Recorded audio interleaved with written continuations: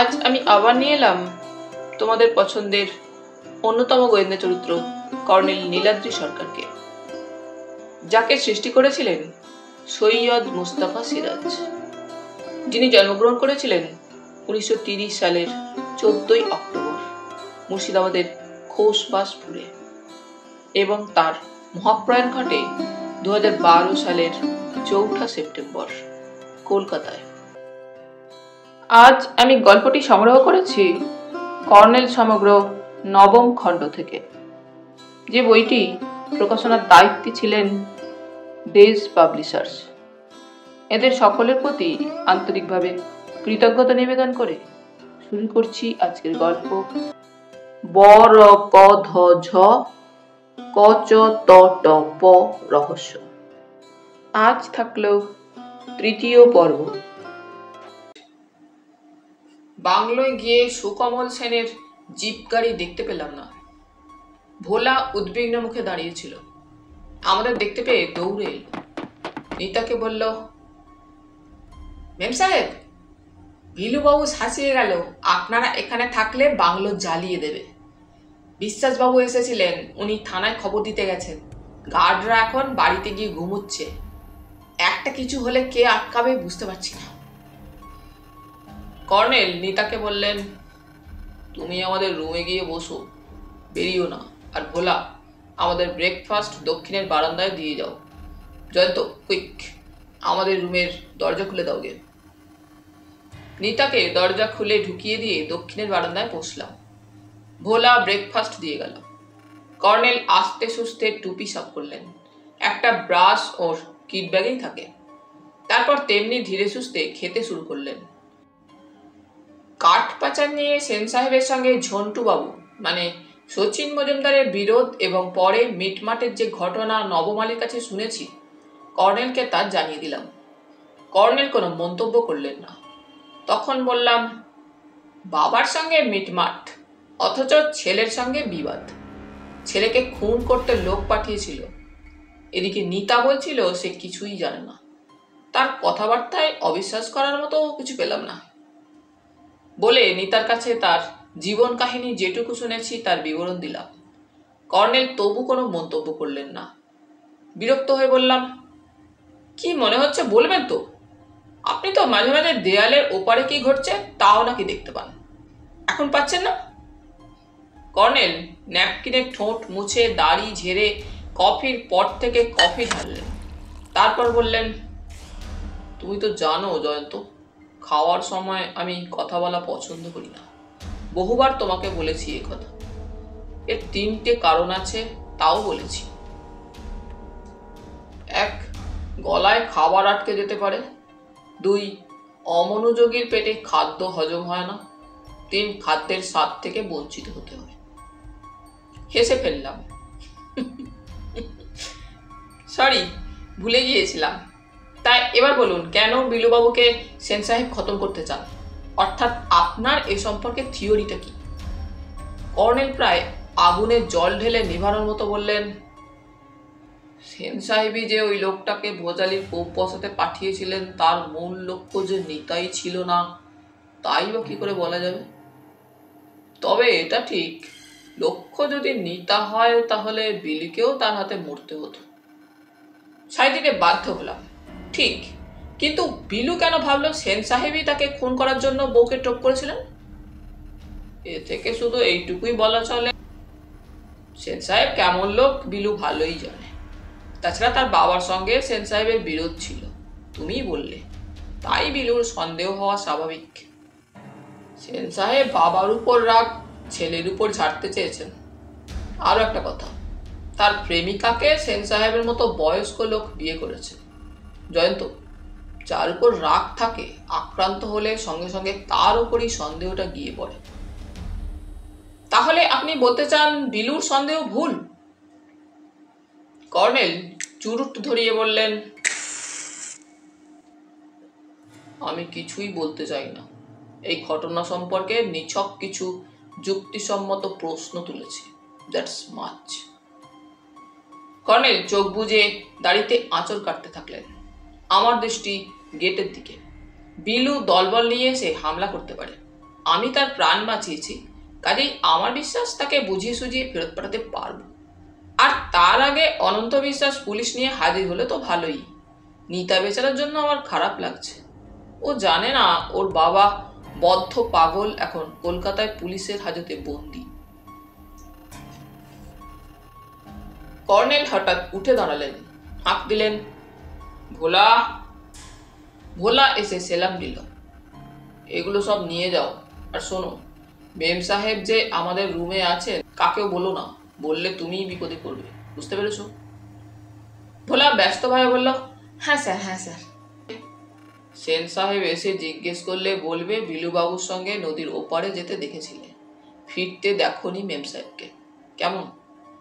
আগে তবে দেখবেন স্যার, আমি গরিব মানুষ, কোনো সাথে পাঁচে থাকি না। মনে রেখো যা বললাম। এসো জয়ন্ত। কর্নেল ঘরে ঢুকলেন, আমিও ওকে অনুসরণ করলাম। কর্নেল দরজা ভেতর থেকে লক আপ করে এয়ার কন্ডিশনার চালিয়ে দিলেন। চেয়ারে বসে আছে নিতা, মাথা টেবিলে এবং খোপা খুলে চুল এলিয়ে পড়েছে, নিঃশব্দে কাঁদছে। কর্নেল পাশের চেয়ারে বসে চাপা স্বরে বললেন, মনকে শক্ত করো নিতা, হাতে সময় কম। তোমার সেফটির দায়িত্ব আমার। ওঠো, সোজা হয়ে বসো, কয়েকটা প্রশ্নের জবাব চাইছি তোমার কাছে। নিতা আত্মসম্বরণ করে বলল, আপনি আমার বাবার মতো, আমাকে বাঁচান আপনি। তুমি দেবীবাবুর মেয়ে, তোমার বাবা বদ্ধ পাগল। নাম জিজ্ঞেস করলে বলেন বড় পধ ঝ কচ্চ তটপ, তাই না? নিতা মাথা দোলালো শুধু। তোমার বাবা কোথায় আছেন জানো? চণ্ডী কাকা চিঠি লিখে জানিয়েছিলেন বাবা এখানে শচীন জেঠুদের উন্মাদ আশ্রমে আছেন। আমার স্বামী হঠাৎ গতকাল সকালে বলল, চলো, তোমার বাবাকে দেখে আসবে। তারপর এখানে এনে তুলল। আমি ভয় পেয়েছিলাম হয়তো আমাকে এখানে পার্টি দিতে এনেছে এবং আমাকে কাকেও অবলাইজ করতে হবে। বিলুকে চিঠি লিখে পাঠানোর এও একটা কারণ, সুযোগটা ছাড়তে চাইনি। কর্নেল একটু চুপ করে থেকে বললেন, গত রাতে তোমার স্বামী বাইরে বেরিয়েছিলেন কি? হ্যাঁ। কে দরজা নক করলো তখন বেরিয়েছিল, আমি কিছু জিজ্ঞেস করিনি। বাই দ্য বাই, তোমার স্বামী বিয়ের আগে তোমার বাবার অবস্থা জানতেন? হ্যাঁ, সবই জানতো। আমার মামা ছিলেন কন্ট্রাক্টর আর আমার স্বামী ছিল মামার উড সাপ্লায়ার। আমি বলে উঠলাম, কাঠ সাপ্লাই করতেন ভদ্রলোক? এখনো তো তাই করেন, তাই না? নিতা বলল, এখন কি করে আমি বুঝতে পারি না। এখানে ওখানে পার্টি দেয়, বলে বিজনেস করছি। কি বিজনেস আমি জানি না। He is a scoundrel, I hate him. Colonel বললেন, বাই দ্য বাই, তুমি অমরেশ রায় নামে কাকেও চেনো? নিতা একটু দ্বিধার সঙ্গে বলল, নামটা চেনা মনে হচ্ছে। পরিতোষ লাহিড়ী নামে কাকেও চিনতে? নিতা তাকালো, একটু পরে বলল, শুনেছি নামটা, মনে পড়ছে না। কলকাতায় তোমার মামার বাড়ি কোথায়? বাগবাজারে। নকুল মিস্ত্রি লেনে নয় তো? নিতা একটু অবাক হয়ে বলল, হ্যাঁ। ওখানে একটা ফ্রিডম ফাইটার্স অ্যাসোসিয়েশন আছে, জানো? লক্ষ্য করিনি। বিয়ের সময় তোমার স্বামী কোথায় থাকতেন? ওই পাড়াতেই। বিয়ের পর আমরা লেক টাউনে নতুন ফ্ল্যাটে চলে গিয়েছিলাম, এখন সেখানেই থাকি। তোমার স্বামী কি একা থাকতেন বিয়ের আগে? না, ওর মা ছিলেন অসুস্থ মহিলা, লেক টাউনে গিয়ে মারা যান। ভদ্রমহিলা খুব ভালো মানুষ ছিলেন। ওর কাছেই জানতে পেরেছিলাম আমার স্বামীর একটা বউ ছিল, সেই মহিলা সুইসাইড করেছিলেন। আমি বুঝতে পেরেছি কেন সুইসাইড করেছিলেন, আর কিছুদিন পরে আমাকেও হয়তো তাই করতে হবে। নিতা সেন আবার কেঁদে ফেলল। কর্নেল বললেন, তুমি ভালোভাবে যাতে বেঁচে থাকো আমি তার চেষ্টা করব। তোমার মামা বেঁচে আছেন? না, গত মাসে স্ট্রোক হয়ে মারা গেছেন। মামার মৃত্যুর পর ওদের ফ্যামিলি নানা জায়গায় ছড়িয়ে গেছে, কিন্তু আমার আর আশ্রয় নেই colonel Sarkar. By the by, কোনো মিনিস্টারের সঙ্গে মিস্টার সেনের খাতির আছে জানো? হ্যাঁ, এখানকার লোক, প্রতাপ সিংহ নাম। কলকাতায় একটা পার্টিতে এসেছিলেন, ও আলাপ করে দিয়েছিল। মিনিস্টার আমার বাবাকে চেনেন, জিজ্ঞেস করেছিলেন বাবার কথা। আর একটা প্রশ্ন, তোমাদের ফ্ল্যাটে অমরেশ রায়ের লেখা বাংলার আগস্ট বিপ্লব নামে কোনো বই দেখেছো কখনো?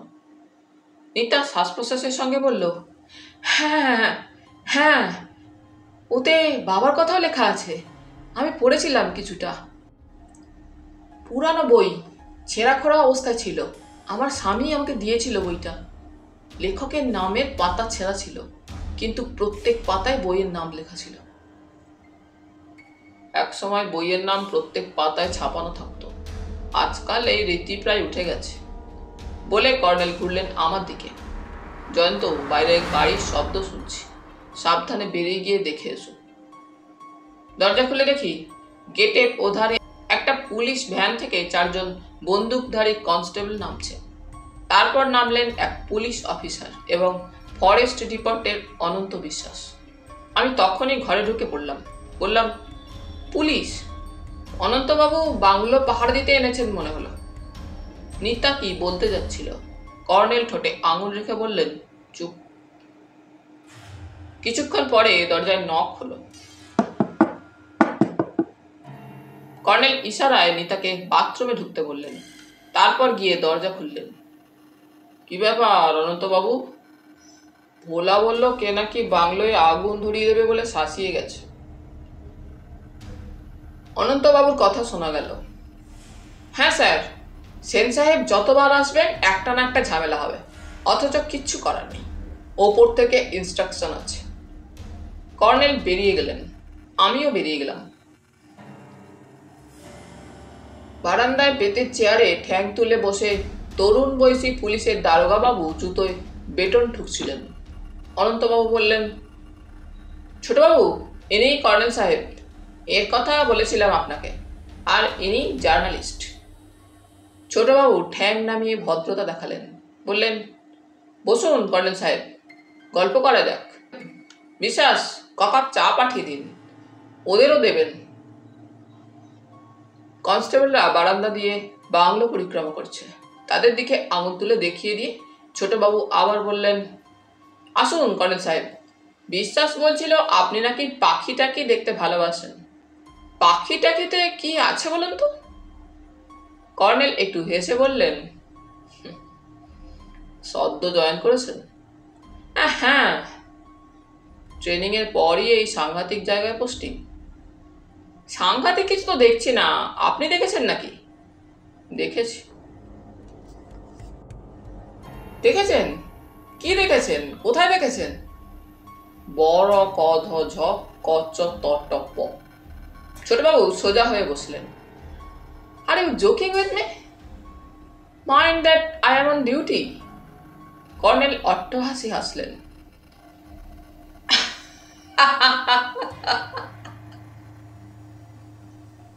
সে কি, আপনি এখানকার পাগলাগারো, সরি, উন্মাদ আশ্রম দেখেননি? What do you mean to say? এখানকার পাগলারও সাংঘাতিক। কাগজে বিজ্ঞাপনে পড়েছি একজন খুনে পাগল পালিয়ে গেছে গড়াত ভেঙে। এটা তো আগে লোকাল পুলিশের জানার কথা।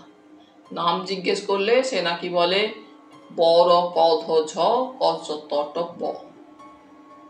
তরুণ ছোটবাবু বাক্কা হাসলেন। Then you are that man, I think. Colonel অট্টহাসি হেসে বললেন, ঠিকই ধরেছেন, আমি সে। ছোটবাবু তরাক করে উঠে দাঁড়িয়ে বললেন, কর্নেল হন আর যাই হন মশাই, বাড়াবাড়ি করলে আপনাকে আমি অ্যারেস্ট করতে বাধ্য হব। অনন্তবাবু বিব্রতভাবে বললেন, প্লিজ ছোটবাবু, ইনি খুব বিখ্যাত মানুষ, একে। ছোটবাবু রাগী মুখে বললেন, বিখ্যাত হন আর যাই হন, ডিউটির সময় আমি জোক পছন্দ করি না। বলে তিনি আগের মতোই বসলেন এবং টেবিলে ঠ্যাং তুলে দিলেন। কর্নেল ও আমি ঘরে ফিরে এলাম। বললাম, অদ্ভুত লোক তো, মফস্বলে অনেক জাঁদরেল দারোগাবাবু দেখেছি, এরকম কখনো দেখিনি। কর্নেল হাসছিলেন। বললেন, একজন যথার্থ অ্যাংরি ইয়ংম্যান টাইপ বলা চলে। আসলে আজকাল ইয়ংম্যানরা লেখাপড়া শিখে চাকরি জোটাতে পারছে না। দুইবার জুটে গেলে কাজটা যদি ক্ষমতার সঙ্গে জড়িয়ে থাকে, বেকার জীবনের ফ্রাস্ট্রেশন অবচেতনা থেকে এক ধরনের ভায়োলেন্ট রিয়াকশন সৃষ্টি করে। প্লিজ বস, সাইকোলজি আওড়ালে আমার মাথা ধরে। কর্নেল বাথরুমের দরজায় নক করে আসতে বললেন, নিতা বেরিয়ে এসো। কোনো সাড়া এলো না। চমকে উঠেছিলাম। ঝোঁকের বসে বাথরুমে আত্মহত্যা করে বসেনি তো নিতা? সাংঘাতিক কেলেঙ্কারি হয়ে যাবে তাহলে। কর্নেল দরজা টেনে ভেতরে ঢুকে গেলেন। আমি দুরু দুরু বুকে উঁকি দিলাম ভেতরে। নিতা নেই। বাথরুমের একটা বাইরের দরজা আছে, সব বাংলাতে থাকে ওটা, সুইপার ঢোকার দরজা। কর্নেল সেদিকে আঙুল তুলে বললেন, নিতা ওই দরজা খুলে বেরিয়ে গেছে। সেই দরজার বাইরে ছাই গাদা, আবর্জনার ডাই আর আগাছার ঝোপ। এদিক দিয়ে কেউ গেলে কারো নজরে পড়ার কথা নয়। ঝাউ, ক্যাকটাস, লতা গুল্মের জঙ্গল, বোগেনভিলিয়ার প্রকাণ্ড ঝোপ ফুলে লাল হয়ে আছে। কর্নেল শ্বাস ফেলে বললেন, দরজাটা বন্ধ করে দাও।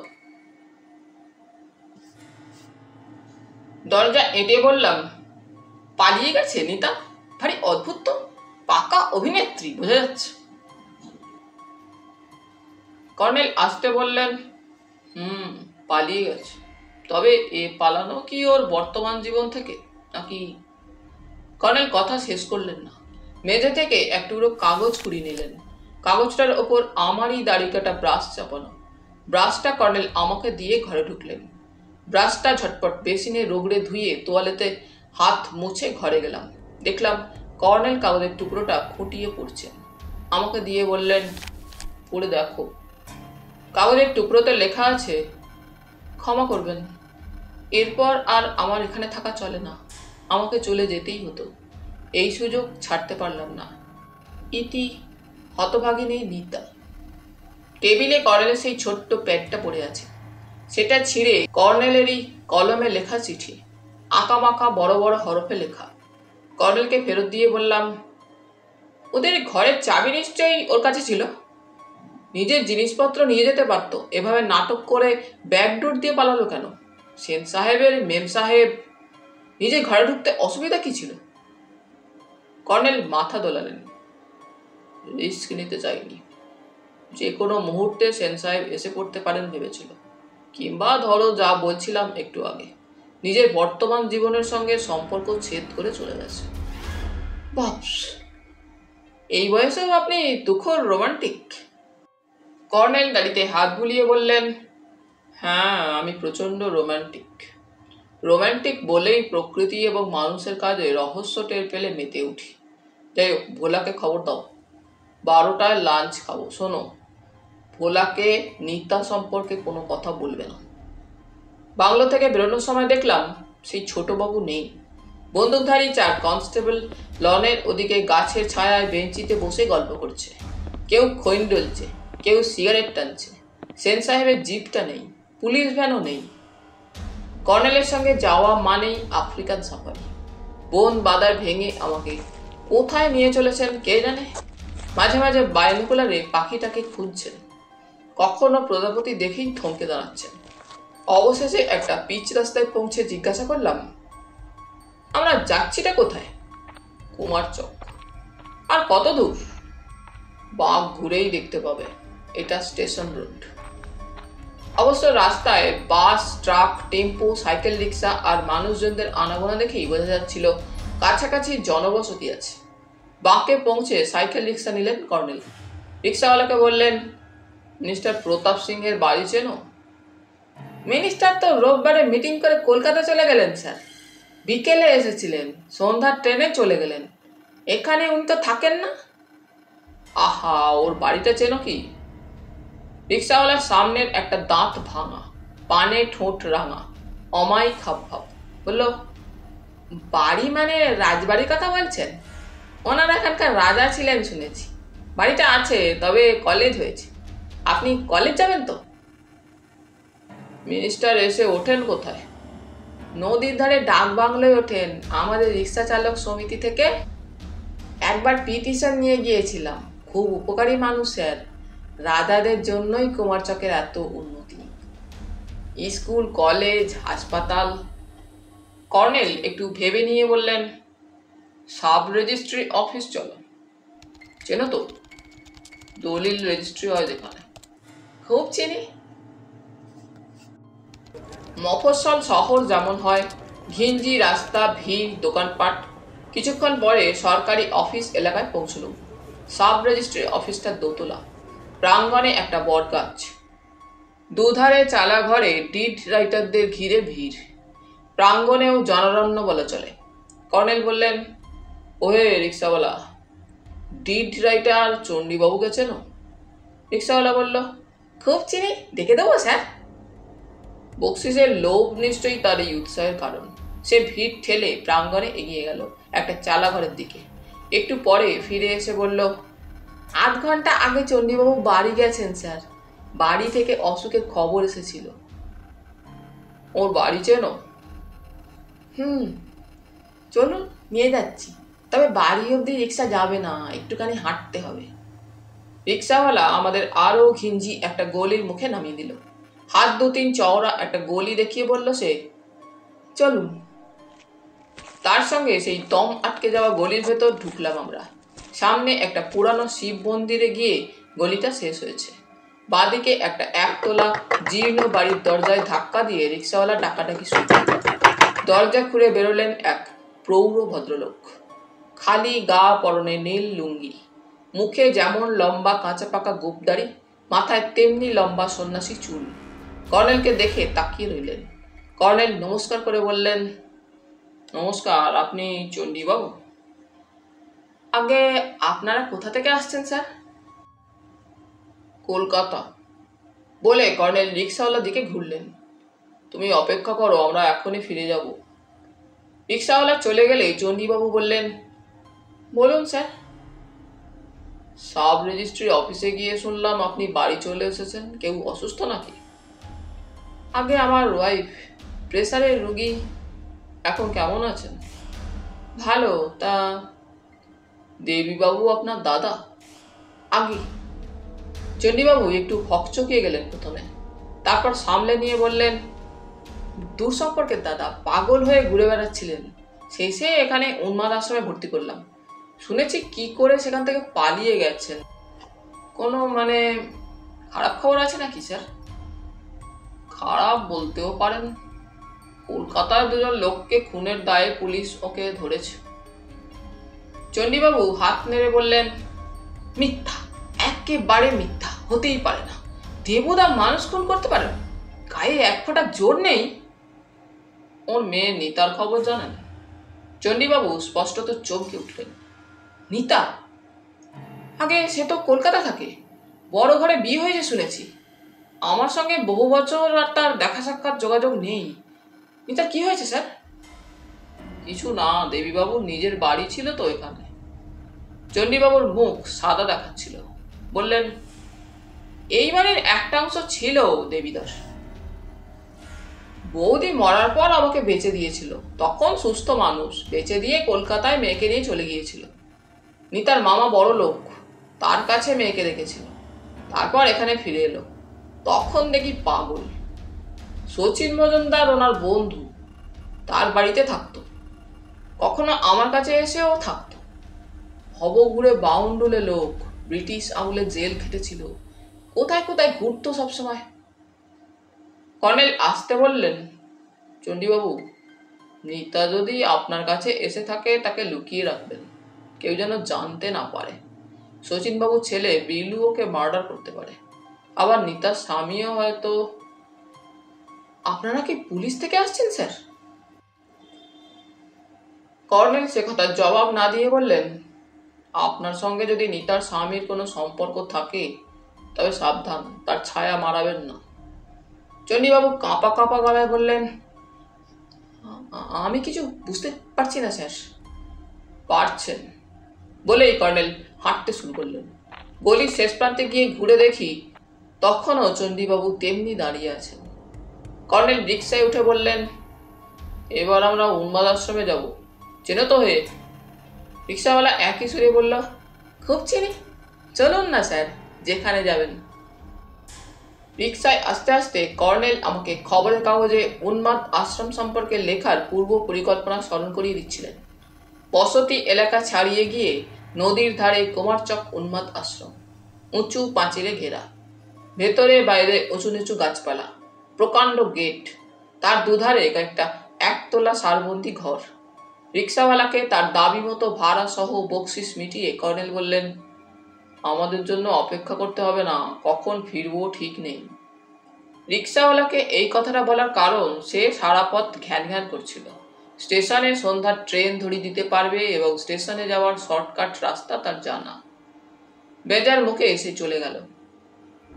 এলাকাটা নিরিবিলি শুনশান, গেটে বাইরে থেকে তালাবন্ধ। বাঁদিকে বারান্দার থামে ঠেস দিয়ে দাঁড়িয়ে এক ভদ্রলোক সিগারেট টানছিলেন, দৃষ্টি আমাদের দিকে। আমরা তার কাছে গেলে গম্ভীর মুখে বললেন, আলু মটর চটর পটর, কাঁচকলা, কানমলা, ইটকেল বিটকেল পাটকেল থুক। অমনি ঘর থেকে একটা লোক বেরিয়ে এলো, তার হাতে ছুরি। বলল, এখনো তুমি যাওনি? ছুরি উঁচিয়ে আসতেই ভদ্রলোক নিচে লাফ দিয়ে পড়লেন। বাঁচাও বাঁচাও, খুন করলে, বলে চেঁচাতে চেঁচাতে দৌড়ে উধাও হয়ে গেলেন। লোকটা হাসতে হাসতে ঘুরেই আমাদের দেখতে পেল।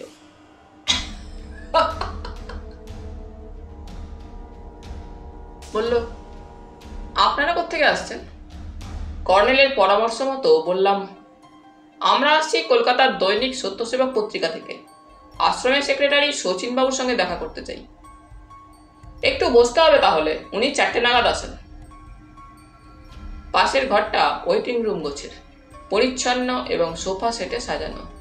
কয়েকটা বুক কেস আছে, দেয়ালে বিখ্যাত নেতাদের ছবির সঙ্গে সম্ভবত স্থানীয় স্বাধীনতা সংগ্রামীদের ছবি। লোকটি আমাদের বসিয়ে ফ্যান চালিয়ে দিয়ে চলে গেল। কর্নেল ঘুরে ঘুরে ছবিগুলো দেখছিলেন। তারপর দেখি উনি ক্যামেরায় ছবি তুলতে শুরু করেছেন। এই সময় ধুতি পাঞ্জাবি পরা এক প্রবীণ ভদ্রলোক এলেন। আপনারা নিউজ পেপার থেকে আসছেন? বললাম, আগে হ্যাঁ, বলে আমার আইডেন্টিটি কার্ডটা ঝটপট বের করে ওকে দেখালাম। উনি বললেন, হ্যাঁ, প্রতাপ বলছিল কাগজের লোক পাঠানোর ব্যবস্থা করবে। আমাদের পাবলিসিটি দরকার। এ যুগে পাবলিসিটি ছাড়া কোনো স্বেচ্ছাসেবী প্রতিষ্ঠান দাঁড়াতে পারে না। আপনি কি সেক্রেটারি শচীনবাবু? ভদ্রলোক হাসলেন। না, আমার নাম গণেশ দেবনাথ, আমি কমিটির ভাইস প্রেসিডেন্ট। শচীনের আসার সময় হয়ে এলো, বলে উনি কর্নেলের দিকে তাকালেন। উনি আপনাদের ফটোগ্রাফার? কর্নেল নমস্কার করে সহাস্যে বললেন, বলতে পারেন, তবে ফ্রিল্যান্স করি। সত্যসেবক দয়া করে আমার 2-1 ছবি ছাপে টাপে। আসলে ছবি তোলা আমার হবি। গণেশবাবু ওর কথার ভঙ্গিতে হেসে আকুল হলেন। তারপর বললেন,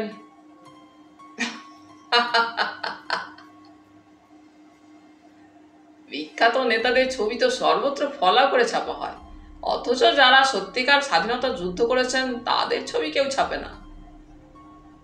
কর্নেল বললেন, এই ছবিগুলো কাদের?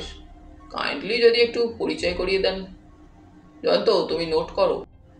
হ্যাঁ, এই যে দেখছি প্রদোষ অধিকারী, অমরেশ রায়, সত্যসাধন কুণ্ডু, পরিতোষ লাহিড়ী, দেবীপ্রসাদ দাশগুপ্ত, শচীন্দ্র মজুমদার। হ্যাঁ, এই তো আপনারও ছবি আছে। আর একে চিনতে পারছি, প্রতাপ সিংহ মিনিস্টার। গণেশবাবু সগর্বে বললেন, আসলে কুমারচক এলাকায় 1942 সালের আগস্ট বিপ্লবের বিপ্লবী আমরা। আমি, প্রতাপ আর শচীন্দ্র বেঁচে পড়তে আছি। আমরা 3 জন মাত্র সুস্থ শরীরে জেল থেকে ছাড়া পেয়েছিলাম। বাকি যারা ছিল, কেউ জেলেই মারা পড়েছিল, কেউ ছাড়া পেল পাগল অবস্থায়, কেউ পরে পাগল হয়ে গেল।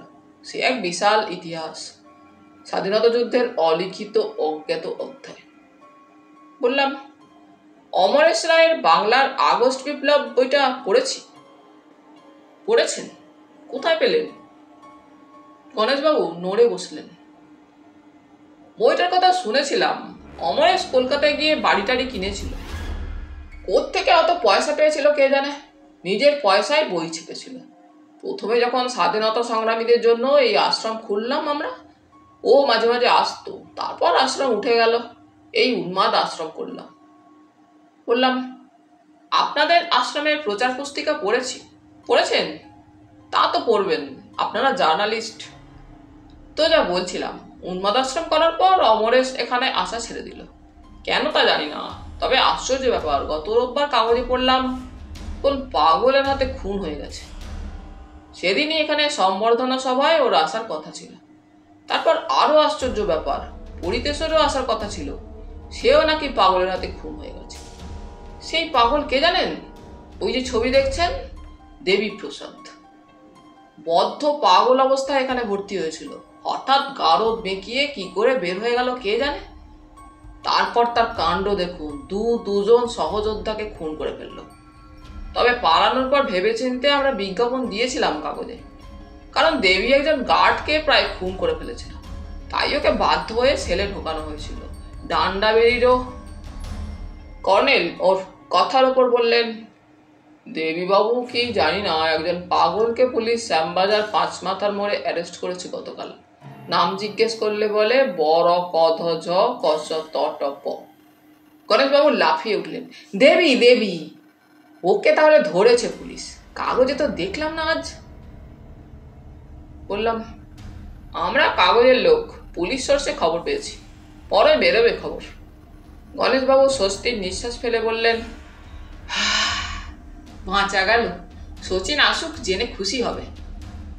কর্নেল বললেন, দেবীবাবু একটা পদ্য আওড়ান শুনেছি আমরা, ওহে মৃত্যু তুমি মোরে কি।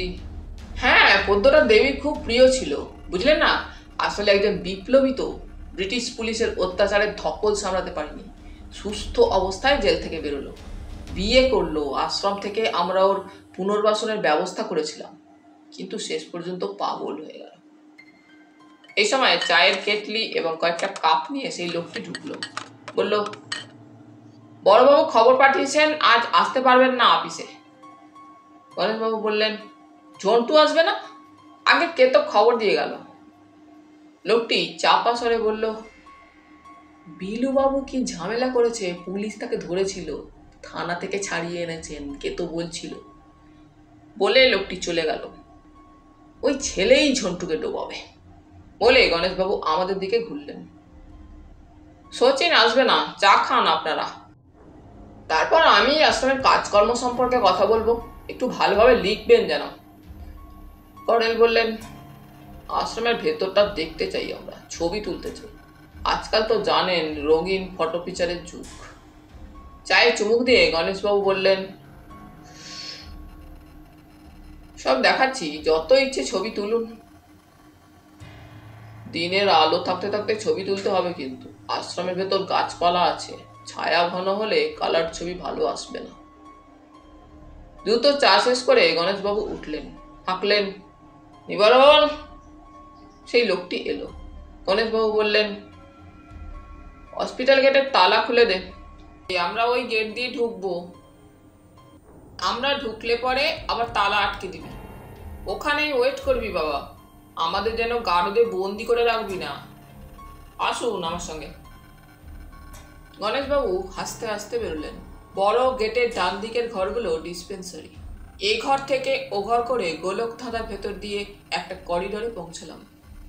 সামনে ছোট গেট, মোটা লোহার গারদ আটা। নিবারণ তালা খুলে দিল। আমরা সিঁড়ি দিয়ে নেমে খোলা জায়গায় গেলাম। নিবারণ তালা এঁটে দিল। একটু অস্বস্তি হলো আমার। আশ্রমেরই পরিবেশ, ফুলবাগান, বড় বড় গাছের গোড়ায় বেদি, কোনো কোনো বেদিতে কেউ শুয়ে আছে একটা ঠ্যাং তুলে, কেউ ধ্যানস্থ হয়ে বসে আছে, ঘাসের ওপর একজন গড়াগড়ি খাচ্ছে আর হেসে অস্থির হচ্ছে। গণেশবাবু বললেন, মেন্টাল পেশেন্ট, তবে পাগল বলা চলে না। ওই দেখুন, এদের ওপর নজর রাখার জন্য গার্ড আছে। কর্নেল ছবি তুলছিলেন, গণেশবাবু সমানে বক বক করছিলেন, আমি নোট নিচ্ছিলাম। একটা প্রতিমূর্তির কাছে গিয়ে গণেশবাবু বললেন, আমাদের পৃষ্ঠপোষক প্রতাপ সিংহের ঠাকুরদা কুমার বাহাদুর মনীন্দ্র সিংহ, এর বাবা ছিলেন রাজা বিজয়েন্দ্র নারায়ণ সিংহ। ভেবে দেখুন, ব্রিটিশদের অনুগত রাজপরিবারের বংশধররা পরে হয়ে উঠলেন ব্রিটিশ বিরোধী বিপ্লবী। আশ্চর্য না? সাই দিলাম। কর্নেল ছবি তুলতে তুলতে প্রতিমূর্তির পেছনে বোগেনভিলিয়ার আড়ালে অদৃশ্য হলেন। গণেশবাবু খেয়াল করেননি। আবার বকবকানি শুরু হলো। বোগেনভিলিয়ার ঝোপ পেরিয়ে গিয়ে কর্নেলকে দেখতে পেলাম না। বললাম, আপনাদের গারদ কোথায়? মানে যেখানে বিপজ্জনক উন্মাদদের রাখা হয়? ওই তো। গণেশবাবু বাঁদিকে কয়েকটা সারবন্দি একতলা ঘর দেখিয়ে দিলেন। বারান্দা আছে সামনে, তারপর গরাদের সারি। ভেতরটা আধার দেখাচ্ছে দূর থেকে। কর্নেলকে বারান্দায় দেখতে পেয়ে গণেশবাবু হাসলেন। আপনাদের ফটোগ্রাফার ভদ্রলোক অলরেডি হাজির। আচ্ছা, ভদ্রলোকের বয়স কত বলুন তো? একেবারে সাহেবদের মতো চেহারা, সাদা দাড়ি, অথচ দিব্যি শক্ত সামর্থ্য মানুষ। শরীরচর্চা করতেন নাকি? আমিও এক সময়, মানে আমাদের সহযোদ্ধারা সকলেই এক সময় শরীরচর্চা করতাম। বিপ্লব করতে হলে সুস্বাস্থ্য চাই। স্বামী বিবেকানন্দ বলতেন, গীতা পাঠের চেয়ে ফুটবল খেলা উত্তম। নাকি মিসকোট করলাম? বয়স স্মৃতি নষ্ট করে। হ্যাঁ, গীতার চেয়ে ফুটবল শ্রেষ্ঠ। হাসি চেপে বললাম, ফটোগ্রাফার ভদ্রলোক সার্কাসের খেলোয়াড় ছিলেন এক সময়। তাই? হাসতে হাসতে গণেশবাবু পা বাড়লেন। তো তিনজনকে গারদে রাখা হয়েছিল। একজনের কথা তো বলেছি, দেবীপ্রসাদ। আর একজন গদাধর পাল, স্বাধীনতা সংগ্রামী, আমাদের প্রিয় গদাইদা। বড় কষ্ট হয় মনে জয়ন্তবাবু, কিন্তু উপায় নেই। ইট পাটকেল ছুঁড়ে কেলেঙ্কারি করে, অগত্যা ওকে আটকাতে হলো। আর একজন? গণেশবাবু থমকে দাঁড়ালেন। ঝন্টু, মানে সচিন, আজ সকালে বলছিল কাল রাতে নাকি একজনকে গারদে ঢোকানো হয়েছে।